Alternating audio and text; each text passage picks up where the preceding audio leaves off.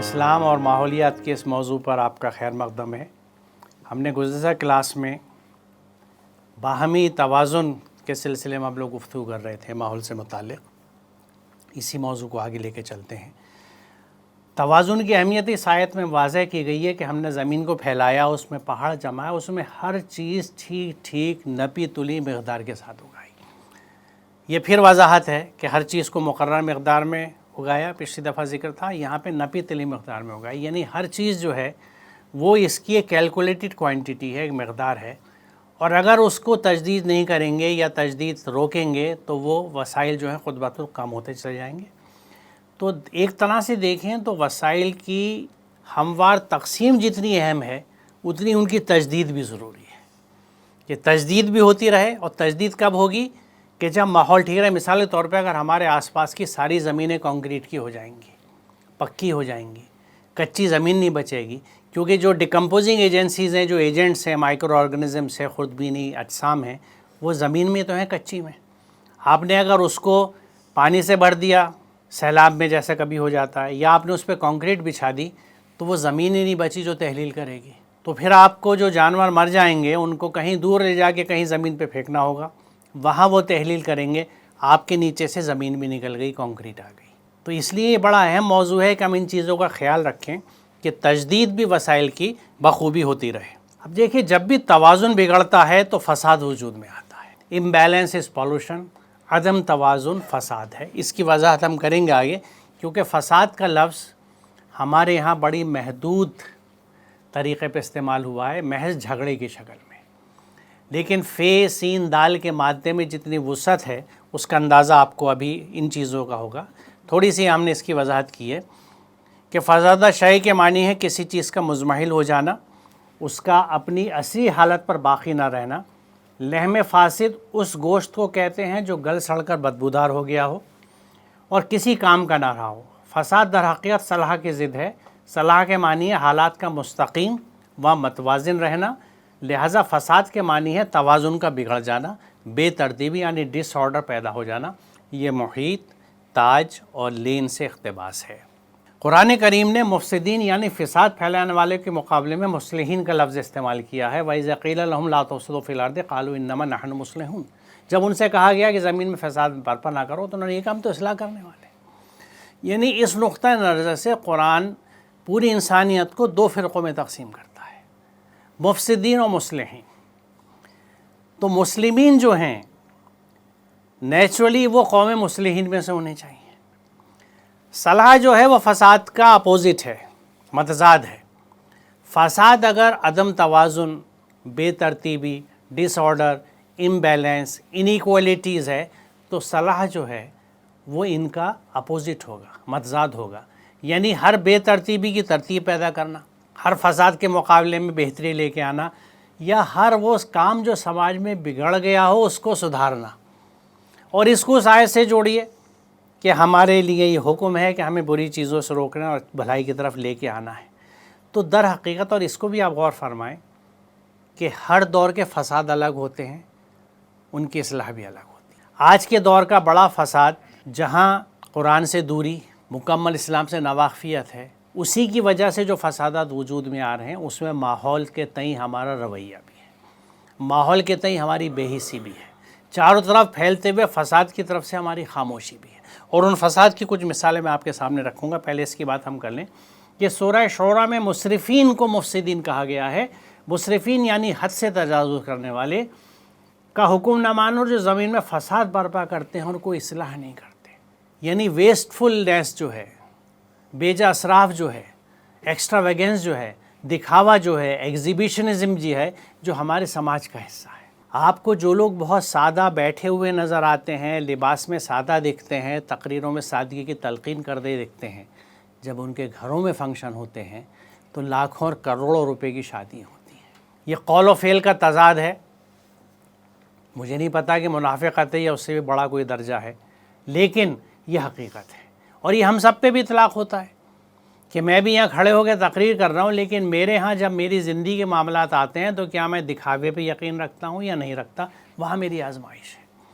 تو یہ مصرفین جو ہیں، کیونکہ یہ فساد پیدا کرتے ہیں سماج میں۔ جب کوئی کام ایسا آپ کرتے ہیں جس کو دوسرے لوگ نہیں کر سکتے تو ان کے اندر ایک ہرس پیدا ہوتی ہے کہ ہم بھی ایسا کریں، ہم بھی یہ فنکشن اتنا بڑے پیمانے پہ کریں، ہم بھی شادی میں جہیز میں گاڑیاں دیں۔ پہلے تو اسکوٹر ہوتے تھے، پہلے سائیکلیں ہوتی تھیں، سائیکل سے اسکوٹر ہوا، بائک ہوئی، اب گاڑیاں ہو گئیں، گاڑی میں بھی پھر درجات ہیں، آگے چلتے چلے جائیے۔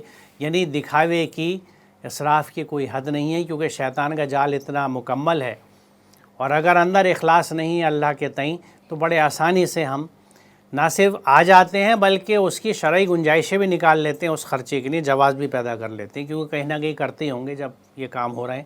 اور خاص و سن حلقوں میں جو باشرہ اپنے آپ کو کہتے ہیں وہاں بھی ہو رہے ہیں، تو کہیں گنجائشیں پیدا کی جا رہی ہوں گی، لیکن قرآن کسی گنجائش کو نہیں دیتا، وسع مصرفین کو مفسدین بتاتا ہے۔ اور ساتھ ہی یہ ہمیں بتاتے ہی ہے یہ آیت کہ فساد پھیل چکا ہے خشکی و تری میں، اور یہ خود انسان کے ہاتھوں کی وجہ سے ہے، یعنی ہمارے اعمال، ہمارے کرتوتیں ہماری کرنی ہیں جس کے نتیجے میں یہ ہوا ہے، اور اللہ تعالیٰ اس کو ایک وارننگ کے طور پہ ہمیں بتا رہا ہے کہ شاید کہ تم لوٹو، یہ جو فساد پھیل رہا ہے اسے تم سبق لو اور شاید لوٹو، یعنی وہ اصلاحی کام کرو جو کہ کرنے چاہیے۔ اب یہ دیکھیے کچھ سلائیڈیں ہیں جو ماحول میں پھیلنے والے فساد کی نشاندہی۔ جگہ جگہ کوڑے کچرے کو جلانے کا عمل اسی کا حصہ ہے۔ قانون بن چکے ہیں جس میں ایون یہ بھی منع ہے کہ گھاسوں کی، باغوں کی صفائی کرنے کے بعد جو خشک پتے، ٹہنیاں اکٹھی ہوتی ہیں ان کو آگ لگانا غیر قانونی کام ہے۔ اس سے جو دھواں پھیلتا ہے اس سے کثافت پھیلتی ہے، ہوا خراب ہوتی ہے۔ کرنا کیا چاہیے کہ گڈھا کھود کے اس میں دفن کر دیجئے، اس پہ کھاد بن جاتی ہے، اس کو سڑنے دیجئے، آپ اندر پڑے رہنے دیجئے۔ اچھا دیکھیے اس میں جو سنتھیٹک کپڑے ہوتے ہیں، نائلون کے، پولی ایسٹرس، وہ اور خطرناک کیمیکلز فضا میں خارج کرتے ہیں جس سے نقصان ہوتا ہے، سانس کی بیماریاں پیدا ہوتی ہیں۔ یہ انڈسٹریز کی حالت ہے، آپ کو معلوم ہوگی۔ ان سب کے پاس سے ہم خاموشی سے گزر جاتے ہیں۔ ہمارے کسی الیکشن میں کہیں عوام میں یہ احتجاج نہیں ملتا کہ ان کارخانوں کے دھوئیں گندے کیوں ہیں، جب ٹیکنالوجی موجود ہے کہ اگر کارخانہ ضروری ہے تو دھواں صاف کر کے خارج کیا جا سکتا ہے، لیکن چونکہ اس میں خرچہ ہوتا ہے اور کارخانے منافع کے لیے چلائے جاتے ہیں، اس لیے کوئی مالک از خود اتنا انسان نہیں ہوتا، انسانیت دوست نہیں ہوتا کہ وہ ایکسٹرا پیسے خرچ کر کے اپنے منافع کو کم کرے، صرف اس وجہ سے کہ اس کے کارخانے سے نکلنے والا گندا پانی صاف نکلے یا گندا دھواں صاف نکلے۔ یہ ٹیکنالوجیز موجود ہیں، برسوں سے موجود ہیں، لیکن جب عوام چپ بیٹھے ہیں، ان کو آپسی بے تکے ایشوز کے اوپر لڑنے سے فرصت نہیں ہے، تو وہ پھر کام کی چیزوں پہ کہاں آئیں گے؟ لیکن جب تک ہم بیدار نہیں ہوں گے، دیکھیے حکومت صرف کیپٹلسٹ کی ہوتی ہے، سیاسی پارٹی کوئی بھی نظر آئے، حاکم سرمایہ دار ہوتا ہے، سرمایہ دار صرف نفع کماتا ہے، وہ صرف انسانیت کا خون چوستا ہے۔ جب تک ہم اس بات کو نہیں سمجھیں گے، اس نظام کے خلاف کھڑے نہیں ہوں گے، اسی طرح انسانیت سسکتی رہے گی، انسان مرتے رہیں گے، فساد پھیلتے رہیں گے۔ اور یہ بہت اہم چیز ہے جس پہ ہمیں سوچنا چاہیے۔ یہ سڑکوں کی حالت ہے، یہ وہی اسموگ ہے جو سردیوں کے دنوں میں دھند کے ساتھ دھوئیں ملنے کے بعد گاڑیوں سے جو دھوئیں نکل رہے ہیں۔ اچھا گاڑی کا مسئلہ کیا ہے؟ جس کے گھر میں گاڑی نہ ہو وہ اسٹیٹس سمبل نہیں ہے۔ اچھا تمہارے پاس گاڑی نہیں ہے، پھر ایک نہیں، پھر 2-3 ہونی چاہیے، پھر گھر کے ہر فرد کے پاس ہونی چاہیے۔ تو اس دکھاوے کی وجہ سے، حالانکہ بھلے ہی ہم 1 گھنٹے کھڑے رہیں ٹریفک میں اٹکے ہوئے، سائیکل پہ، اسکوٹر پہ، پیدل تیزی سے نکل جاتے یا میٹرو سے تیزی سے نکل جاتے، آپ گھنٹوں ٹریفک میں پسند کرتے ہیں کھڑا وقت ضائع کرنا، پیٹرول ضائع کرنا، دھواں اتنا نکلنا، کہ وہ جو آئیڈلنگ ہوتی ہے، بنا دوڑے ہوئے گاڑی کھڑی ہو گئی جو انجن چلتا ہے وہ آئیڈلنگ کہلاتی ہے۔ آئیڈلنگ میں جو گیسز نکلتی ہیں، جو دھواں خارج ہوتا ہے، اس میں زیادہ زہریلی گیسیں ہوتی ہیں۔ ہمارے ٹریفک کنڈیشن میں آئیڈلنگ انجنز کی بہت ہوتی ہے، زیادہ کثیف گیسیں نکل رہی ہیں، ہر آدمی نکال رہا ہے، کسی کو فکر نہیں ہے، کیونکہ اپنے اسٹیٹس کی فکر ہے، اپنی بقا کی، اپنی وجود کی فکر نہیں۔ یہ سب چیزیں ایڈریس ہونی چاہیے کہ ہم کر کیا رہے ہیں، سوچیں تو صحیح 1 منٹ کہ کیا انہی چیزوں سے ہمارا تقدس ہے سماج میں، یا عزت ہے اور احترام ہے۔ یہ دیکھیے وہ کچرے ہیں جو پانی میں ہم پھینک دیتے ہیں۔ پانی کی کسی باڈی کے پاس جائیے، کنارے پہ آپ کو اس طرح کی پالیتھین، پلاسٹک کی بوتلیں، یہ گودی ہے بندرگاہ کے پاس کا سین ہے، ہندوستان کا ہے، جہاں پہ آپ کو اتنا کچرا اور بوٹلز مل جائیں گی جو پانی میں ہم لاپرواہی سے پھینک دیتے ہیں، یا وہ پانی میں بہتی ہوئی چلی جاتی ہیں۔ یہ مختلف رنگتوں کا پانی ہے جو بہہ رہا ہے، انڈسٹریوں سے آ رہا ہے، نالوں میں مل رہا ہے، ندیوں میں مل رہا ہے، اور جس غریب کے پاس پیسہ نہیں ہے وہ اسی پانی کو پی رہا ہے، بیمار ہو رہا ہے، ہلاک ہو رہا ہے، کیونکہ وہ 10 روپے کی پانی کی بوتل نہیں خرید سکتا جو آپ خرید سکتے ہیں۔ کیسا انصاف ہے یہ؟ کیسا زندہ سماج ہے یہ جس کو برداشت کرتا ہے؟ یہ وَلَا تَفْسَدُوا فِي الْأَرْضِ بَعْدَ إِصْلَاحِهَا پہ لاگو نہیں ہوتا؟ یہ زمین کا فساد نہیں ہے کیا جو پھیل رہا ہے؟ ہے، در حقیقت ہے یہ، اور اس کو ہمیں روکنا چاہیے۔ جس انڈسٹری سے، جس کارخانے سے پانی نکلتا ہے، ہم وہاں کیوں نہیں پرامن طریقوں سے احتجاج کرتے، حکومت پہ دباؤ ڈالتے، کارپوریٹرز پہ، ایم ایل ایز پہ کہ ہم آپ کو ووٹ نہیں دیں گے، اس کارخانے کو ٹھیک کرو اس کو۔ اور جہاں لوگوں نے موومنٹ چلائے، کئی سافٹ ڈرنکس کی فیکٹری رک گئی ساؤتھ انڈیا کے ان علاقوں میں جنہوں نے پمپ کر کر کے پانی نکال کے واٹر ٹیبل نیچے کر دی تھی، ان کی پانی کی سطح گر گئی تھی، انہوں نے ان سافٹ واٹر کمپنیوں کو رکوا دیا وہاں پہ۔ جو سمجھدار لوگ ہوتے ہیں آج بھی کرتے ہیں۔ بہت سے ممالک ایسے ہیں جن کی حکومتیں الیکشن ماحول کے ایشوز پہ لڑتی ہیں، کیونکہ ان کے عوام کو وہ جذباتی ایشوز جو ہمارے یہاں مندر، مسجد، زبان، مسلم university, uniform civil code, N C R, ان ایشوز میں نہیں الجھی ہوئی ہوتی، بنیادی مدعوں پہ بات کرنے والی زندہ قومیں ہوتی ہیں، وہاں الیکشنز ماحول کے ایشوز پہ ہو جاتے ہیں، حکومتیں گرا دی جاتی ہیں۔ ہم جاگتے نہیں ہیں ان ایشوز کی طرف، اسی لیے چاروں طرف اندھکار ہے۔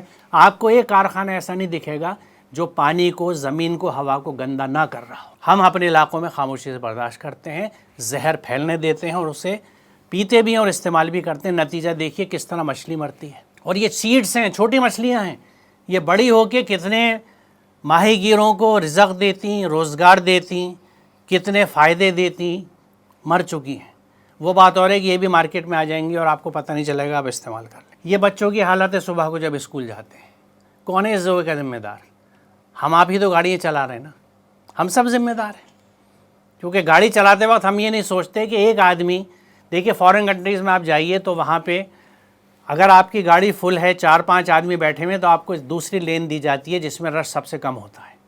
سنگل آکوپینسی کی گاڑیوں کو سب سے کنجسٹڈ لین میں رکھا جاتا ہے، یہ سزا دی جاتی ہے کہ اگر آپ اکیلے ہیں تو اس لین میں رہیں گے جس میں سب سے زیادہ بھیڑ ہوتی ہے، اور اگر آپ نے 4-5 سواری بٹھا رکھی ہے تو آپ کی گاڑی فاسٹ لین سے نکل جائے گی، آپ کا وقت بچے گا۔ وہ انکریج کرتے ہیں ان چیزوں کو کہ کم سے کم لوگ گاڑیاں استعمال کریں۔ کارپول سسٹم، ایک ہی طرف جانے والے ہیں، مل کے ایک گاڑی میں چلو یا پبلک ٹرانسپورٹ سے چلو۔ اب یہ پالوشن کے جو اثرات ہیں، یہ کچھ بنیادی چیزیں ایئر پالوشن کی وجہ سے، واٹر پالوشن کی وجہ سے۔ آپ دیکھیے ایئر پالوشن کی وجہ سے یہ جو گیسز آ رہی ہیں، کاربن مونوکسائڈ ہے، پارٹیکولیٹ میٹر یعنی ذرات جو ہیں، اوزون گیس ہے، ان سے نسیں، نروز ڈیمیج ہوتی ہیں لیٹ کی وجہ سے، جست جو ہوتا ہے، جستہ۔ وولٹائل آرگینک کمپاؤنڈس ہیں جن سے انٹسٹائنس میں، آنتوں میں کینسر پیدا ہوتے ہیں، نوزیا یعنی مستقل متلی کی شکایت ہے، اسکن اریٹیشن، کھال پہ جلن ہوتی ہے۔ یہاں دل پہ اثر ڈالتا ہے کارڈیو واسکولر النیس، دل کے مسلز پہ اثر ڈالتی ہیں، سلفر ڈائی آکسائڈ، نائٹروجن کے کمپاؤنڈ سے ہیں۔ اسی طرح پانی کے پولوشن سے بیکٹیریا، پیراسائٹ، کیمیکلز، یعنی اس پانی میں پولوشن کی وجہ سے زہریلے جانور بھی آ رہے ہیں، کیمیکلز بھی آ رہے ہیں۔ مٹی کنٹامینیٹڈ ہو گئی، مٹی میں اگر زہریلے اجزاء موجود ہیں تو جو پودے اس سے نکلتے ہیں وہ ڈیمیج ہوتے ہیں۔ یہ ایک پورا نظام ہے جو برباد ہو رہا ہے اس فساد کی وجہ سے، اور یہ پھیپھڑے ہیں، یہ صحت مند پھیپھڑا، یہ بیمار پھیپھڑا۔ پالوشن کی وجہ سے یہ پھیپھڑے سکڑ جاتے ہیں، خراب ہو جاتے ہیں، سانس لینے میں دشواری ہوتی ہے، سانس کھینچ کے لیتے ہیں، لوگ دمے کے مریض ہو جاتے ہیں اسی پالوشن اور اسی ہوا کی وجہ سے۔ یہ کڈنیز ہیں، آپ امیجن کر سکتے ہیں، گردے اس کیفیت میں آ چکے ان پالوشنز کی وجہ سے جو خون میں موجود ہے، اور خون کو چھانتے وقت کڈنیز ان کیمیکل سے متاثر ہوئی۔ اسی لیے آج بہت چھوٹی چھوٹی عمر کے لوگوں کے گردے فیل ہو جاتے ہیں۔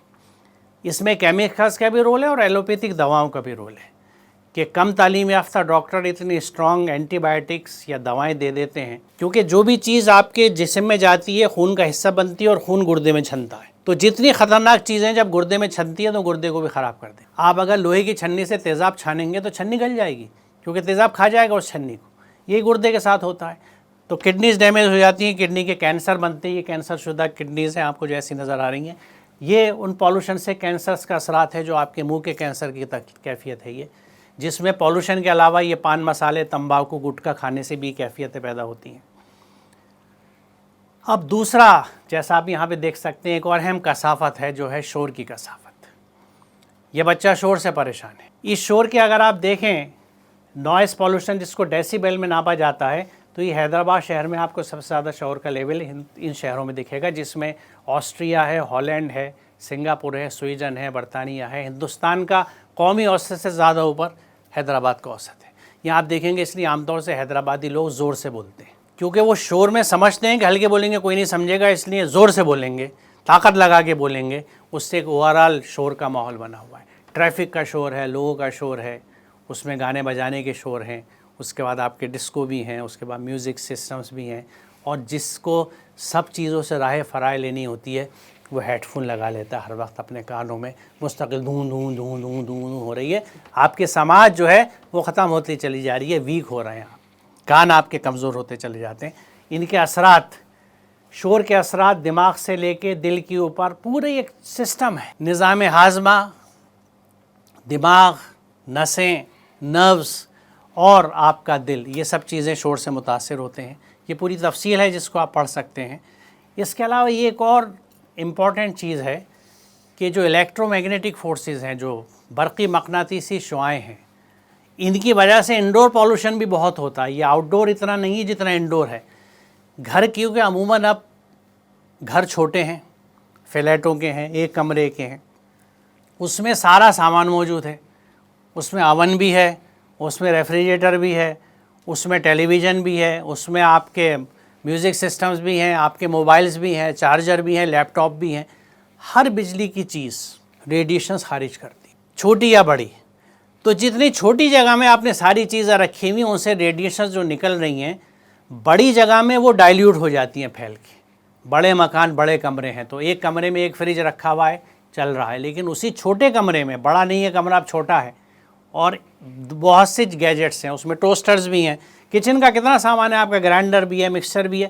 جب بھی بجلی استعمال کریں گے ریڈیشنز خارج ہوں گی، یہ سب آپ کو اثر ڈالتی ہیں. اس کو انڈور پالوشن کہتے ہیں کہ بیرون خانہ، گھر کے اندر کی چیزوں کی وجہ سے جو پالوشن ہوتا ہے، اس میں رگ روغن کی خوشبو بھی ہوتی ہے.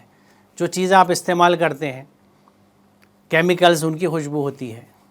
کبھی کبھی لوگ بدبو دور کرنے کے لیے ایئر فریشنرز ڈالتے ہیں، بہت بری چیزیں، خطرناک. اس سے کہیں بہتر ہے کہ آپ دھوپ جلا لیں، اگربتی جلا لیں.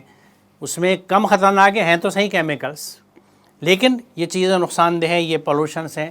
بجلی گھروں کے ہوں، یہ دیکھیں ساری چیزیں ہیں آپ کے، چاہے وہ واشنگ مشین ہے، ریڈیو ہے، میوزک سسٹم ہے، کچن کے ایکوپمنٹ ہے، ٹیلی ویژن ہے. یہ گھر کے اندر، اتنے گھر کے اندر یہ ساری چیزیں ریڈیشنز نکال رہی ہیں اور اثر آپ پہ پڑ رہا ہے. اور اس میں سب سے زیادہ متاثر چھوٹے بچے ہوتے ہیں، کیونکہ ان کا جسم کمزور ہوتا ہے، ان کے آرگنز کمزور ہوتی ہیں، ان کا دماغ کمزور ہوتا ہے، ان پہ ریڈیشن متاثر کرتی ہیں. ہر چیز میں آپ دیکھیں گے ریڈیشنز نکلتی ہیں جو ہمیں متاثر کرتی ہیں، اور یہ بھی پولوشن کا ایک حصہ ہے. یہ ریڈیشنز کے افیکٹ ہیں جسم کے اوپر. یہ وہ خاص ریڈیشنز ہیں جو ریڈیو ایکٹیویٹی کی وجہ سے، اسی لیے ایکس رے زیادہ کرانا منع کیا جاتا ہے کہ زیادہ ایکس ریز نہیں کرانے چاہیے. خاص طور سے جو ایکسپیکٹنگ مدرس ہیں ان کی زیادہ الٹرا ساؤنڈ جانچ، زیادہ ایکس ریز نہیں ہونی چاہیے، کیونکہ جتنی ریڈیشنز ماں کے پیٹ سے گزریں گی وہ بچے کو متاثر کر سکتی ہیں. جن علاقوں میں ریڈیشن زیادہ ہیں، جہاں ایٹامک بجلی گھر ہیں یا ایسی جگہ ہیں، وہاں پہ جسم کے ہر حصے میں، کوئی حصہ ایسا نہیں ہے جسے آپ دیکھیں گے، ایون آپ کے ٹانگ، آپ کے جوڑ، آپ کی ہڈی، ان سب پہ یہ ریڈیشنز متاثر کرتی ہیں، تکلیف دیتی ہیں. اور یہ کینسر کی بیماری ہماری سب سے بڑی، یعنی میں موبائل ہی کو کینسر کہتا ہوں، اس کا اوور یوز. کیونکہ موبائل اس لیے ہے کہ تھوڑا سا بات کر لی، مختصر میسیج دے دیا، لیکن جب وہ گھنٹوں بات کرتے ہیں، موبائل گرم ہو جاتے، وہی نہیں سوچتے کہ یہ موبائل جو میٹل کا بنا ہوا ہے وہ گرم ہو چکا، تو اس کی کس سے ہوا؟ ریڈیشن سے. وہی ریڈیشن جب اندر جا رہی ہے تو میرے دماغ کا، میری کھوپڑی کا کیا حال ہو رہا ہوگا. تو یہ وہ کینسرز ہیں جو عموماً موبائلز کے اوور یوز کی وجہ سے پیدا ہوتے ہیں. اور یہ اب اسٹیبلش فیکٹ ہے کہ موبائل کا اوور یوز جو ہے وہ خطرناک ہے. کینسرز دماغ کے اس طرح کی شکلیں لے کے آتے ہیں. یہ ڈراؤنی میں اسی لیے دکھا رہا ہوں تاکہ آپ سمجھ سکیں اور ان چیزوں کی احتیاط کر سکیں کہ یہ چیزیں کتنے نقصان دیتی ہیں. یہ کھال کا کینسر ہے، جلد کا جو پیدا ہوتا ہے. اور ان کینسرز میں بڑی حد تک وہی کیمیکلز ہیں جو پولوشن کے طور پہ ہمارے گرد و پیش میں پائے جاتی ہیں. یعنی وہ اسی فساد کی بات ہو رہی ہے جس کے لیے قرآن منع کرتا ہے، اور جس کے لیے وہ مصلحین سے کہتا ہے کہ ہر طرح کے فساد کو روکو. تو اس میں آپ اپنے گھروں میں فساد کو روک سکتے ہیں، کم استعمال کر کے ان گیجٹس کا جن سے آپ بچ سکتے ہیں جہاں تک ممکن ہو. کیونکہ اکثر ہمارے ہاں کچھ چیزیں استعمال کے لیے لائی جاتی ہیں، کچھ سجاوٹ کے لیے لائی جاتی ہیں کہ پڑوسی دیکھ لیں کہ ہمارے یہاں ہے. تو جو غیر ضروری چیزیں ہیں جن سے آپ دکھاوے کے لیے رکھتے ہیں، لا کے استعمال کرتے ہیں، ان سے آپ بچ سکتے ہیں اپنی صحت بہتر رکھنے کے لیے.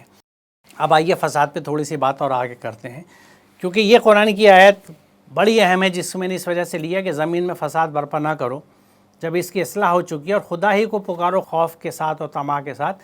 یقیناً اللہ کی رحمت محسنین سے قریب ہے. رحمت اللہ قریب من المحسنین. اچھا کام کرنے والے، دوسروں کے لیے اچھا کام کرنے والوں کے لیے اللہ کی رحمت قریب ہے. دوسروں کے اچھا کام میں یہ بھی چیز شامل ہے کہ آپ ان کو ان بیماریوں سے، ان فسادات سے بچائیں جن کے بارے میں وہ نہیں جانتے.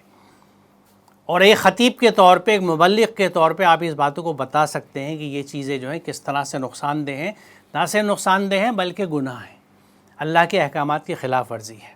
یہ آیت اس سے پہلے بھی میں نے آپ کو دکھائی تھی، یہاں میں نے اس لیے سامنے رکھی ہے آپ کے کہ یہ پھر اس بات کو ذہن میں اب آپ رکھیے کہ اللہ تعالیٰ نے جو کچھ آسمان اور زمین میں پیدا کیا ہے ان سب میں آیات ہیں۔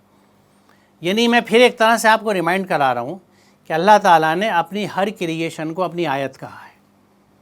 زمین اور آسمان اور اس کے درمیان جتنی چیزیں ہیں، یعنی ہوا اللہ کی آیت ہے، پانی اللہ کی آیت ہے، زمین اللہ کی آیت ہے، ہر چیز اللہ کی آیت ہے۔ اس کے بعد اس آیت پہ غور فرمائیے، اللہ تعالیٰ نے اپنی آیت کا ذکر کیا ہے۔ کیا وہ لوگ جنہوں نے انکار کر دیا ہے غور نہیں کرتے کہ سب زمین اور آسمان باہم ملے ہوئے تھے پھر ہم نے انہیں جدا کیا؟ یہ پورا پروسیس ہے زمین کے وجود میں آنے کا، اس سب کو اللہ اپنی آیت کہہ رہا ہے۔ ویسے پڑھیے آپ تو یہ origin of plant, origin of life science کے حصے ہیں، اللہ تعالیٰ اپنی آیت کہہ رہا ہے۔ پانی سے ہر زندہ چیز پیدا کری، اوریجن آف لائف، پھر بھی تم ایمان نہیں لاتے۔ یعنی یہ سب چیزیں دیکھنے کے بعد بھی تم ایمان نہیں لاتے۔ اور ہم نے زمین میں پہاڑ جما دیے تاکہ وہ انہیں لے کے ڈھلک نہ جائے، پہاڑوں کے علوم، علم الارضیات، جیولوجی، کشادہ راہیں بنا دی شاید کہ لوگ اپنا راستہ معلوم کر لیں، اور ہم نے آسمان کو ایک محفوظ چھت بنا دیا۔ ایٹماسفیئر کا پروٹیکٹیو رول، اوزون لیئر، کتنی خطرناک شعاعیں چھن جاتی ہیں اس ایٹماسفیئر میں، یعنی یہ آسمان، یہ ایٹماسفیئر ہمارے ایک محفوظ چھت بن گیا۔ آگے کیا ہے؟ وَهُمْ عَنْ آیَاتِهَا مُعْرِضُونَ۔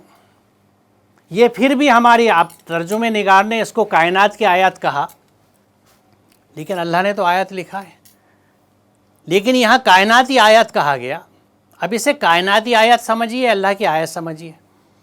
یہ اسٹیبلش کر رہی ہے یہ سورہ پھر سے اس بات کو کہ اللہ تعالیٰ کی ہر تخلیق اس کی آیت ہے، اور اس سے ہمیں اعراض نہیں برتنا۔ تو جہاں اعراض برتنے سے منع کیا جا رہا ہے وہاں ان آیات کی بے حرمتی ہم کر رہے ہیں۔ جب آپ پانی کو گندا کر رہے ہیں تو اس کی آیت کو گندا نہیں کر رہے ہیں۔ کیا یہ حرمت کو خراب کرنا نہیں ہے؟ اللہ کی آیات کے ساتھ غلط برتاؤ نہیں ہے کیا؟ یہ اس رخ سے ہم کیوں نہیں سمجھتے؟ یہ چھوٹی چھوٹی چیزیں جو جانور، یہ کیڑے جن کی زندگی کی ہمیں فکر نہیں، جن کو ہم مار دیتے ہیں، اللہ کی آیات ہی تو ہیں۔ ہم کس طرح سے ان کو تلف کرتے تھے، ہم ان کو زائد کر دیتے۔ یعنی تمام، مجھے لگتا ہے اکثریت ہمارے مفسرین، مبلغین و مفکرین نے قرآن کریم کی آیات پہ فوکس رکھا، لیکن کائنات کی آیات پہ چپ ہیں۔ قرآن بار بار کائناتی آیات پہ زور دیتا ہے۔ آپ کو پورے قرآن میں یہ تفکر کی، تدبر کی دعوت دی جائے گی کہ تم اس پہ کیوں نہیں غور کرتے ہو؟ کائناتی آیات پہ ہم سب چپ ہیں۔ اسی وجہ سے ہم ان ایشوز پہ بات نہیں کرتے اور وہاں تک ہماری بات پہنچ نہیں پاتی۔ اب آپ دیکھیے کہ جن کے پلڑے ہلکے ہوں گے وہی اپنے آپ کو خسارے میں مبتلا کرنے والے ہوں گے، کیونکہ وہ ہماری آیات کے ساتھ ظالمانہ برتاؤ کرتے رہے تھے۔ کن آیات کے ساتھ آپ ظالمانہ برتاؤ کر رہے ہیں؟ کیا قرآن کی آیتوں کے ساتھ آپ بظاہر تو نہیں کر رہے ہیں نا؟ قرآن کو اتنی احتیاط سے رکھا جاتا ہے کہ گر نہ جائے، گر گیا تو کہتے ہیں شہید ہو گیا، فوراً صدقہ دیا جاتا ہے۔ اس کا پیج کہیں سے پھٹ گیا تو اس کو آگ میں جلاتے ہیں یا پانی میں پھینکتے ہیں، تو بظاہر تو اتنی حفاظت ہے، لیکن آیات کے ساتھ ظالمان۔ دیکھیں، ظلم عربی میں کہا جاتا ہے جو چیز جس مقصد کے لیے ہو اس سے ہٹ کے اس کو رکھنا، استعمال کرنا، توازن بگاڑنا، سب ظلم میں آتا ہے۔ ظلم دیکھ لیجیے آپ مادے کے اعتبار سے۔ آیات کے ساتھ ظالمانہ برتاؤ کیا ہے؟ جس مقصد کے لیے وہ آیت تھی، جس ہدایت کے لیے تھی، وہ استعمال نہیں ہوئی۔ اور یہ قول جو ہے یہ اتنا ہی صادق ہوتا ہے قرآنی آیات پہ جتنی کائناتی آیات پہ۔ ہم کائناتی آیات کے ساتھ ظالمانہ برتاؤ ہونے دیتے ہیں اور خود بھی کرتے ہیں اور خاموش رہتے ہیں۔ اور ہم تو اخرجت للناس میں تھے کہ انسانیت کے لیے لایا گیا ہے، بپا کیا گیا ہے کہ ان کو تم برے کاموں سے روکو گے، اچھائی کی طرف لے کے آؤ گے، اور سب سے پہلے مسلم خود بنو گے، دین کو خالص کرو گے، مخلصین لہ الدین۔ یہ آیات کہاں ہیں؟ یہ احکامات کہاں ہیں؟ یہ غور طلب بات ہے جو آپ کو سمجھنی بھی چاہیے اور آگے لے جانی چاہیے۔ کیا ہم ان لوگوں کو جو ایمان لائے اور صالح اعمال کرتے ہیں اور ان کو جو زمین میں فساد کرنے والے یکساں کر دیں؟ کیا ہم متقیوں کو ہم فاجروں جیسا کرتے ہیں؟ دیکھیے، تقویٰ جڑنے کو کہتے ہیں اور فجر میں مفہوم پھٹنے کا ہے۔ جب سفیدی پھٹتی ہے اس لیے وہ وقت فجر کہا جاتا ہے۔ تقوی میں جڑنے کا ہے، اللہ کے احکامات سے جڑنا، وہ متقی ہے۔ اور فاجر جو پھٹ کے الگ ہونے والا ہے۔ تو جو مفسدین ہیں وہ فاجرین ہیں، جو مصلحین ہیں وہ متقین ہیں. ہمارے یہاں متقی کسے کہا جاتا ہے؟ نماز کی پابندی کرتے ہیں, نماز روزے سے صوم و صلات کے پابند ہیں, بڑے متقی ہیں. کتنا محدود استعمال کر لیا, اور ہم یہ نہیں سمجھ رہے کہ جب آپ ایک چیز کا غلط استعمال کر رہے ہیں اس پہ تصدیق کر رہے ہیں کہ یہی چیز ٹھیک ہے. اتنا اس کو بولا گیا کہ آج متقی کا تصور ہی صوم و صلات سے آگے نہیں ہے. یہ پورا فساد پھیلا پڑ رہا ہے. کہاں ہے تقویٰ؟ کہاں سے حاصل ہوگا؟ تو یہ چیزیں بہت اہم ہیں, بہت غور طلب ہیں, اور اتنی اس کے سلسلے میں غلط فہمیاں پھیل چکی ہیں یا محدود فہمیاں پھیل چکی ہیں کہ ان کو جامع کرنے کی بڑی ضرورت ہے. اب دیکھیے اس سلسلے میں بین الاقوامی کچھ کوششیں ہو رہی ہیں جن کا میں نے ذکر کیا ہے. یہ ارتھ میٹس ڈائیلاگ سینٹر EMDC کر کے ہے.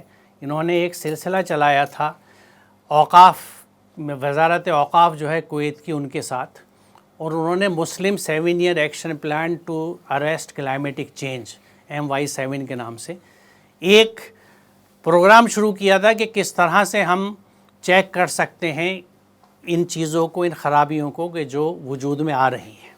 اس کے بعد یہ ایک ایسا ہی ایک پروگرام ہوا تھا جو the civilise dialogue Japan and the Islamic world, this year's theme is the environmental change and visions. یہ ایک دوسری کوشش تھی جس میں بھی ترکی کی حکومت بھی شامل تھی, کویت کی حکومت بھی شامل تھی. یہ میں اس لیے بتا رہا ہوں کہ انٹرنیشنل بین الاقوامی سطح پر کچھ چیزیں شروع ہوئی ہیں جو 90 کے دہائی سے بلکہ 80 کے دہائی سے شروع ہو گئی تھیں.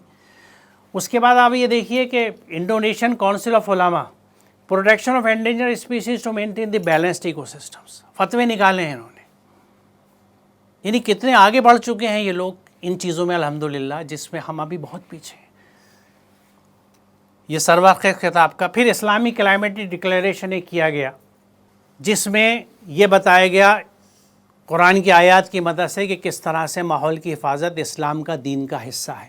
یہ استنبول میں ڈکلیریشن ہوا تھا, اور اس کے پیچھے کئی انٹرنیشنل آرگنائزیشن جڑی ہوئی تھی جس میں اسلامک آرگنائزیشنز بھی تھیں. اس کے بعد ایک قرارداد, یہ جو ڈکلیریشن ہے انگلش میں تھا, یہ اردو میں بھی ہے, اور یہ میری جو اکیڈمیا کی سائٹ ہے اس پہ ایک قرارداد اردو کی موجود ہے پوری, جس کو آپ پڑھنا چاہیں کہ یہ انٹرنیشنل باڈیز نے کس طرح کی قراردادیں پاس کری تھیں اس چیز کو کنٹرول کرنے کی. ہمارے ملک میں جو کوششیں ہوئی ہیں اس کی ایک مثال میں نے سامنے رکھی ہے.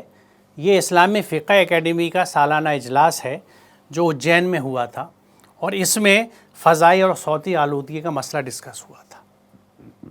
اس کا کنسیپٹ نوٹ پیپر میں نے بنایا تھا, اور وہاں پہ جا کے میں نے یہ قرآن اور ہمارا ماحول پریزنٹیشن آپ دیکھ رہے ہوں گے, علماء کو یہ پریزنٹیشن کیا تھا, اور بہت اچھا پروگرام رہا تھا. اور اس میں بھی کچھ قراردادیں پاس ہوئی تھیں جو ہمیں ماحول کے متعلق چیزوں کو بتاتی ہیں. لیکن اگر آپ دیکھیں بین الاقوامی سطح کے مقابلے میں تو ہمارے یہاں کاوش بہت تھوڑی ہے. اگر کسی نے کی ہے تو اسلامی فقہ اکیڈمی نے کی ہے. باقی اکیڈمی ہے, سو کالڈ بورڈز, ہمارے علماء کی جماعتیں, ہماری اکثریت اور ممبروں اور خطیب حضرات کی اکثریت اس مضمون پہ خاموش ہے. یہ ایک بہت بڑا ایشو ہے, آج کے وقت کا بڑا چیلنج ہے, ایک فساد ہے, کیونکہ ماحول جو ہمارے گرد و پیش کی ہر چیز ہے یہ ہر ایک کو متاثر کرتی ہے. اس میں جو رول ایک مصلح کا ہونا چاہیے, قوم صالحین کا ہونا چاہیے, مسلمانوں کا ہونا چاہیے, اور ہمیں اس بات کو سمجھنا ہوگا, اور آپ کو اپنے طلباء تک, عوام تک اس بات کو لے جانا ہوگا کہ یہ عین دین کا حصہ ہے. اس کو ہم دین سے باہر رکھ کے اس پہ خاموش رہ کے اپنے حق میں بھی برا کر رہے ہیں اور عوام کے حق میں بھی برا کر رہے ہیں. بہت شکریہ. السلام علیکم.